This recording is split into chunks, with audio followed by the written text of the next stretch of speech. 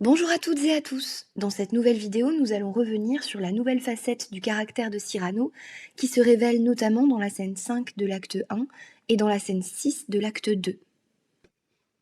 À peine la foule de badauds a-t-elle quitté l'hôtel de Bourgogne après la brillante intervention de Cyrano que celui-ci change d'attitude et confie à son ami Lebret son amour pour Roxane, sa cousine. On découvre alors une facette plus sombre, plus mélancolique du personnage de Cyrano.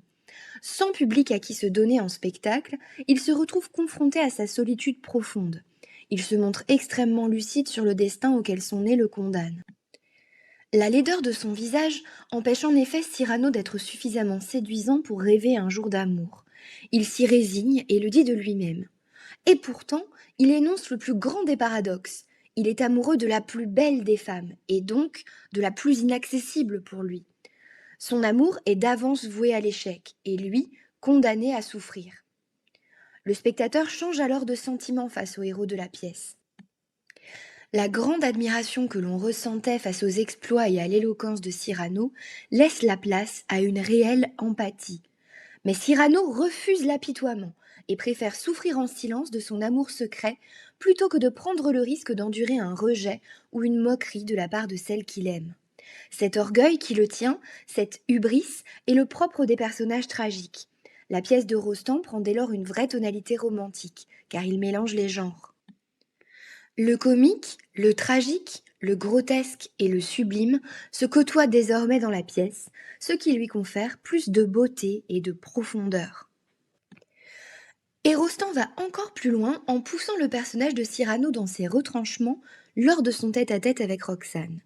Lui, qui avait su faire preuve de tant d'éloquence et d'esprit, se retrouve sans voix face à la dame de son cœur. Dans la scène 6 de l'acte 2, le dramaturge place un nouveau procédé dilatoire dans la bouche de Roxane, qui utilise une longue périphrase pour désigner celui qu'elle aime en réservant son nom pour la fin. Sans qu'elle en ait conscience, ce procédé est d'une terrible cruauté pour Cyrano, qui peut, pendant de nombreuses répliques, s'identifier aux indices donnés par la belle. Submergé par l'émotion et par l'espoir, il n'est plus capable de produire aucun discours construit. Seule l'onomatopée A, répétée après chaque réplique de Roxane, permet à Cyrano de maintenir un semblant de dialogue, créant un effet comique involontaire. Et c'est l'adjectif beau qui vient briser les illusions de Cyrano. À partir de ce moment, il sait que la description ne le concerne pas, cet adjectif ne pouvant pas lui être appliqué. Il prend alors conscience que sa cousine est en train de lui faire la confidence qu'elle en aime un autre. Après avoir fait preuve de courage verbal lors de la joute oratoire avec Valvert, puis de courage physique en affrontant 100 hommes à la porte de Nesle, Cyrano dévoile un courage émotionnel admirable en se montrant capable de cacher, avec beaucoup d'abnégation, sa souffrance et sa déception à Roxane, et en acceptant, cerise sur le gâteau, de se faire le protecteur de celui qu'elle a désigné comme étant l'élu de son cœur, Christian de Neuvillette.